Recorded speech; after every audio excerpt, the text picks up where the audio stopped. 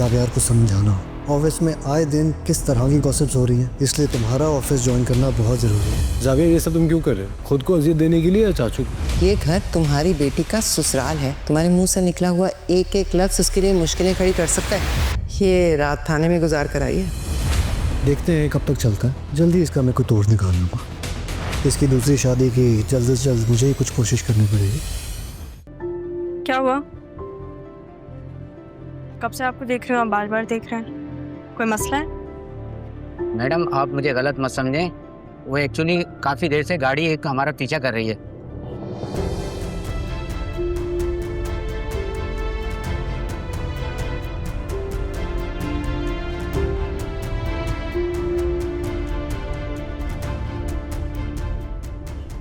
आप 2 मिनट गाड़ी रोकें। मैडम आप उनको जानती हैं?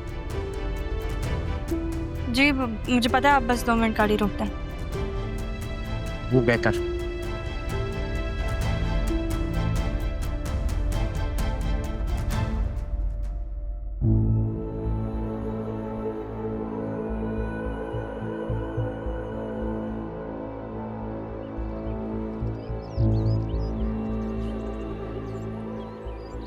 क्यों पीछा कर रहे हैं आप मेरा? क्या लगते हैं आप मेरे? बापू तुम्हारा। आपने कहा और मैं मान लूं? मुझे आप समझ आया, जिस बेटी के बारे में आप बात करते थे कि वो अपनी माँ के पास चली गई, वो बेटी मैं हूं ना। लेकिन आपको क्या पता कि मेरे पास ना ही बाप था और ना ही माँ। आप लोगों ने मेरी जिंदगी दांव पर लगा दी। और आपको पता है इसमें सबसे ज्यादा कसूर किसका है? मेरा बेटा, मैं हूं कसूरवार।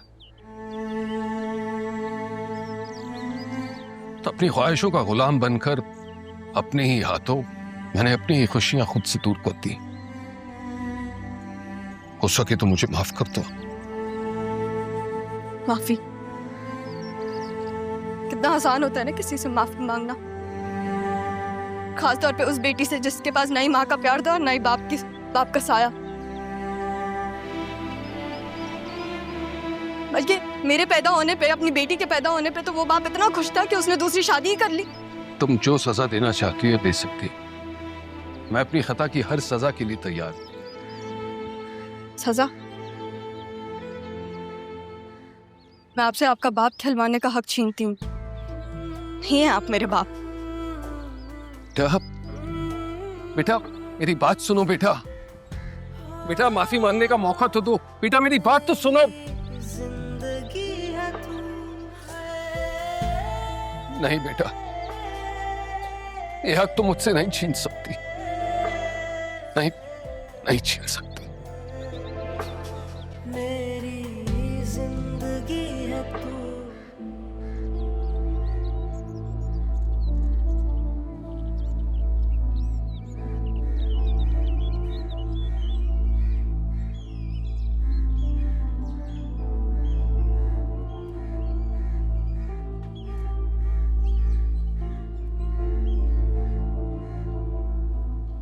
मास्क उतार दो, अब डरने की जरूरत नहीं है। डरते तो पहले भी नहीं थे सर जी। कभी कभी पहचान बनाने के लिए पहचान छुपानी पड़ती है। काफी समझदार हो सर। मुझे तो आप जॉब पर रख लें, सारी जिंदगी आपकी खिदमत करूंगा। अब जो काम तुम करने जा रहे हो उसे अपनी जॉब ही समझो।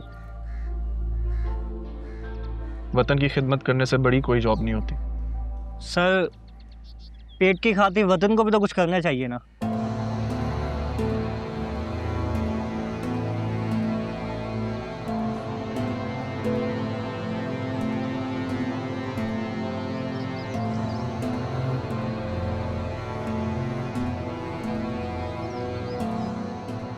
सर आपने कुछ और भी बात करनी थी।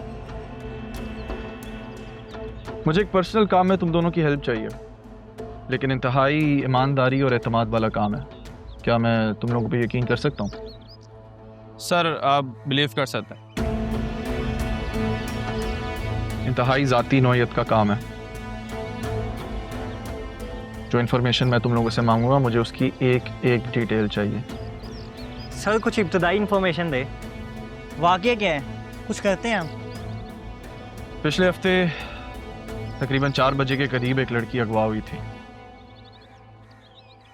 पार्लर से तैयार होकर निकली, एक मैन आई और उसे उठा के ले गई। रेलवे के पास जाके लड़की और गाड़ी दोनों मिले।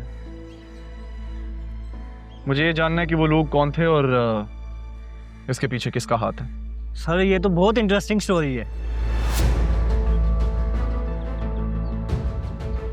किसी के घर होने वाला मातम तुम्हारे लिए इंटरेस्टिंग है? आई एम सॉरी सर, ये कुछ भी बोल देता है, इसकी तरफ से माफी मांगता हूँ।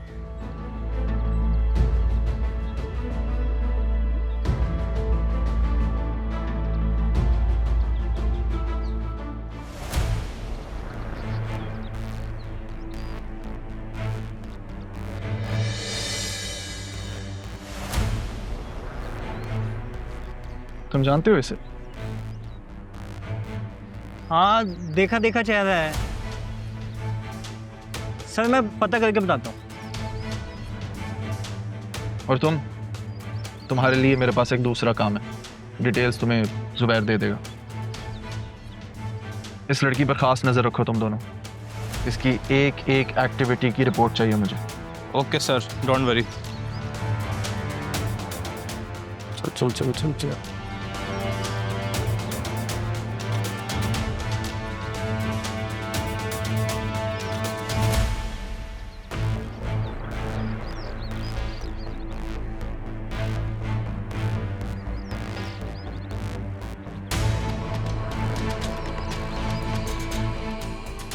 सर जिस तरह ये लड़का तस्वीर को देखकर चौंका है, मुझे लगता है ये इसको जानता है पहले से। सब पता लग जाएगा।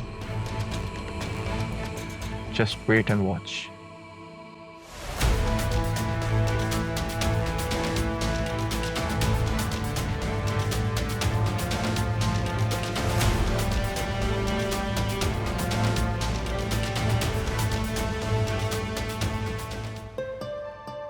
हाँ, मुझे यकीन नहीं आ रहा है कि ये सब कुछ इतनी आसानी से हो गया।